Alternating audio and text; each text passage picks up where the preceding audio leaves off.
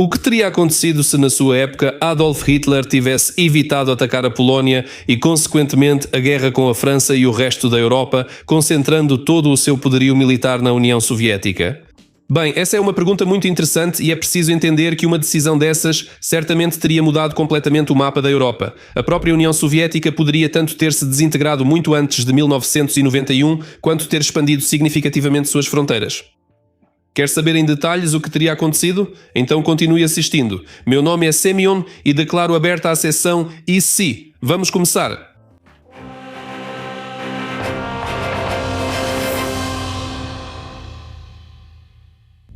Relações entre a URSS e a Alemanha antes da guerra. Mas, para começar, vamos analisar um aspecto como as relações soviético-alemãs no período pré-guerra, mais precisamente nos últimos anos antes do ataque da Alemanha à URSS. A visão dos pesquisadores sobre a cooperação pré-guerra entre futuros inimigos mortais varia muito. Entre 1939 e 1941, a URSS contrai empréstimos na Alemanha e compra dela bens industriais. De modo geral, resume-se à tese de que isso foi uma espécie de pagamento da liderança soviética a Hitler para que ele não se apressasse em iniciar a guerra. Falando grosseiramente, muitos acreditam que esses acordos comerciais nos quais a URSS tomava empréstimos dos alemães ou comprava deles bens de várias finalidades não eram nada além de um suborno para Hitler para que ele não trouxesse a guerra mundial para a União Soviética, pelo menos antes que a União Soviética estivesse totalmente pronta para a guerra. No entanto, existe também um ponto de vista diametralmente oposto que afirma que, como resultado da cooperação económica com a URSS, o Terceiro Reich de Hitler contribuiu de forma decisiva para o fortalecimento do poder de defesa de seu maior inimigo na Segunda Guerra Mundial. E há pesquisas que dizem o contrário, que todo o poder do exército alemão se devia ao fornecimento de matérias-primas pela URSS. E aí qualquer espectador se pergunta, onde está a verdade?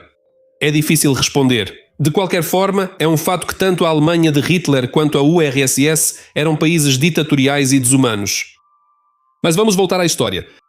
Para começar, a situação na Europa no período de 1939 a 1941 era extremamente desfavorável para a atividade diplomática da URSS e para o comércio exterior do país.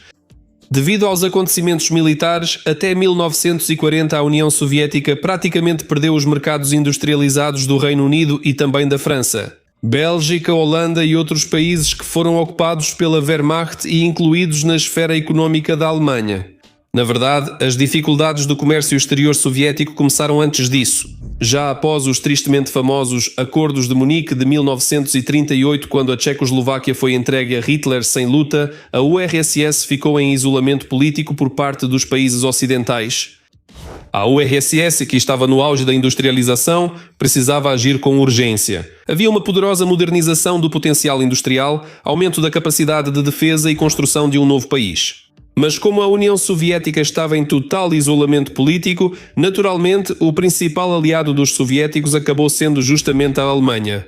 O cálculo presumido de Hitler de que a URSS não teria tempo de aproveitar plenamente os frutos do comércio antes do início da Blitzkrieg falhou completamente. É improvável que um dia se saiba exatamente quanto o equipamento alemão comprado antes da guerra contribuiu para a vitória sobre o Terceiro Reich. O fato de muitas máquinas alemãs terem trabalhado durante toda a guerra para a indústria de defesa soviética já diz tudo. Outro motivo para a cooperação dos líderes soviéticos com os alemães foi o desejo de estabelecer um esquema de colaboração com Hitler. A ideia era tornar a Alemanha altamente dependente das exportações soviéticas e, em certos itens, dependente totalmente das matérias-primas estratégicas da URSS. Vale dizer que trens carregados de grãos, petróleo e outros produtos da URSS seguiam quase sem parar para a Alemanha. E assim, adiando a guerra de todas as formas, Stalin pretendia, se não tornar o Führer dependente de matérias-primas, pelo menos tornar-se um fornecedor criticamente importante para ele. Com a militarização acelerada da Alemanha, os recursos eram insuficientes e a URSS virou parceiro comercial crucial. Mas é claro que isso não agradava à Alemanha de forma alguma, e em 22 de junho de 1941, o ano de 1941 mostrou claramente que o cálculo da liderança soviética de que a Alemanha preferiria obter mais lucro com a exportação soviética do que com uma guerra de pilhagem e destruição não se justificou. Mas vamos imaginar que nem mesmo essa opção era totalmente inaceitável para Hitler.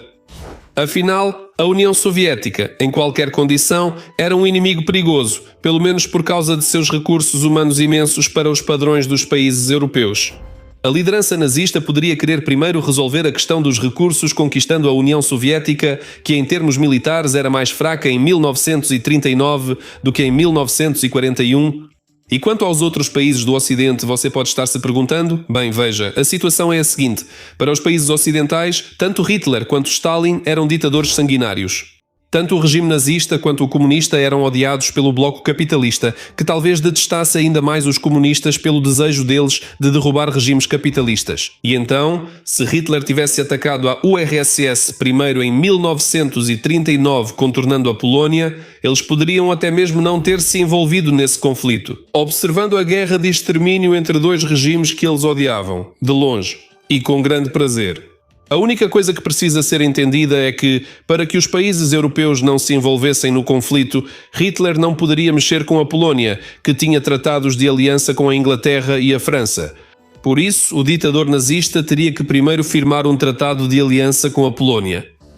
E como os poloneses não gostavam nada da URSS, esse tratado de aliança seria mais do que provável. E depois disso já seria possível atacar a União Soviética. Então, o que teria acontecido depois? Um banho de sangue no frente oriental? É preciso entender que apesar de em 1939 a URSS ser muito mais fraca do que em 1941, o país não era totalmente fraco. Durante todos os anos 30, todos viviam na expectativa constante de uma guerra com o mundo capitalista. Uma guerra que deveria acender o fogo da Revolução Mundial, que mais cedo ou mais tarde teria que acontecer. A ideologia da URSS pregava a necessidade de lutar e via inimigos em todo lugar, o que acabou gerando adversários para o próprio país. Lá eram construídas linhas de defesa, como a linha de Stalin, lá também havia treinamento militar ativo nas escolas. E também, no país, na primeira metade dos anos 30, foram criados cursos para formação de pilotos, paraquedistas, etc. Então, de qualquer forma, para Hitler não seria fácil.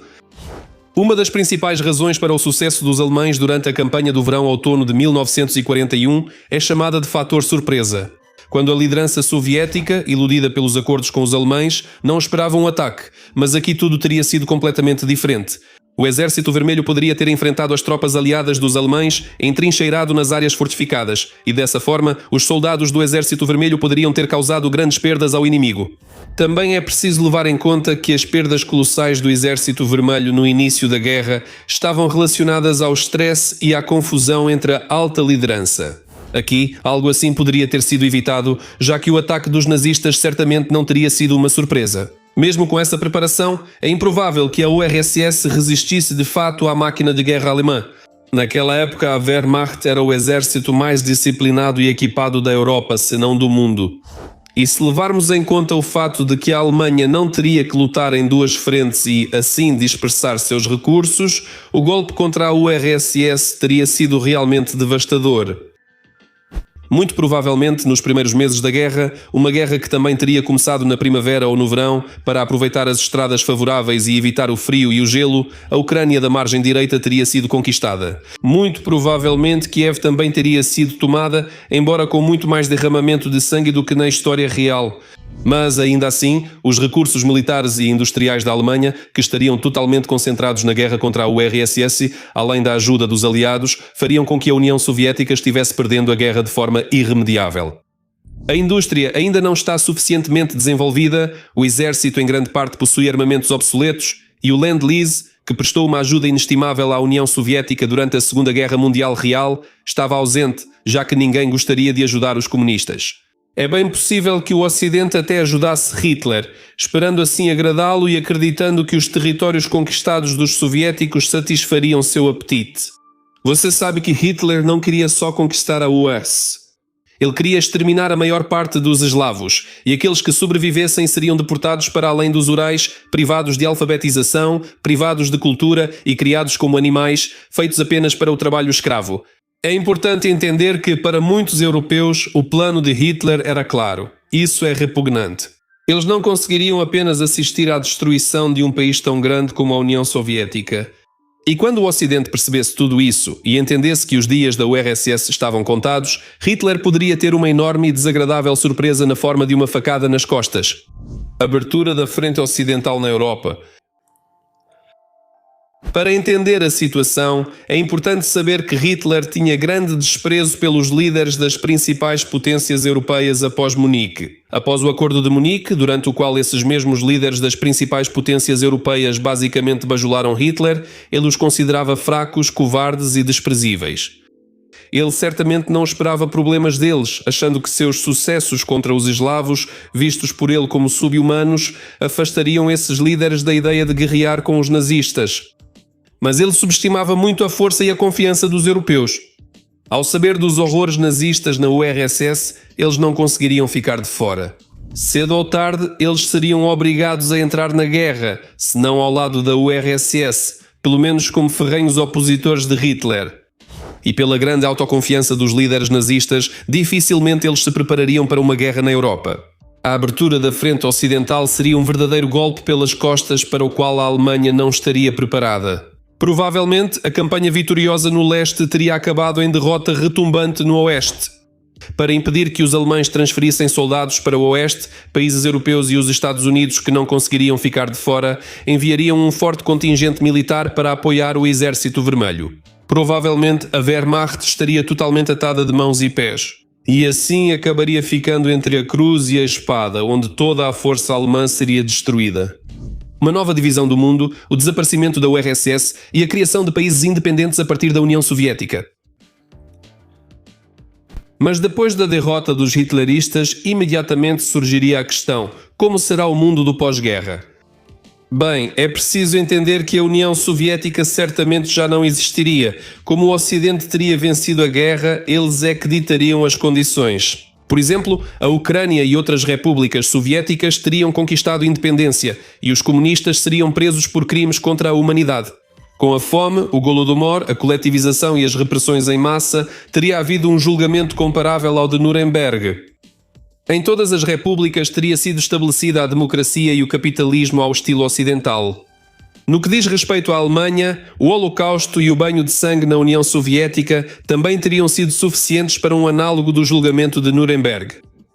Mas como a guerra teria durado menos do que na realidade, o país não estaria tão destruído como no final de 1945 e os alemães teriam se tornado uma das principais economias do mundo muito mais rapidamente. E hoje poderiam ser a principal potência europeia, capaz de liderar a União Europeia e consolidar a Europa para superar os Estados Unidos em seu desenvolvimento. E hoje a cultura mundial não seria a americana, mas sim a europeia, como era antigamente, e estaríamos vivendo um certo renascimento da Europa. Além disso, não teria sido criada a OTAN, não teria havido a crise dos mísseis de Cuba, a divisão de Berlim, a guerra do Vietnã, que começou em grande parte devido aos esforços de um dos lados, não existiria a China comunista e, claro, não teria havido a guerra do Afeganistão. Nós viveríamos em um mundo completamente diferente. O que acharam dessa versão alternativa da história? Na minha opinião, ficou bem interessante e inesperada. Seria legal ver um mundo assim. Compartilhem opiniões nos comentários, será interessante saber o que pensam. Até breve, tchau!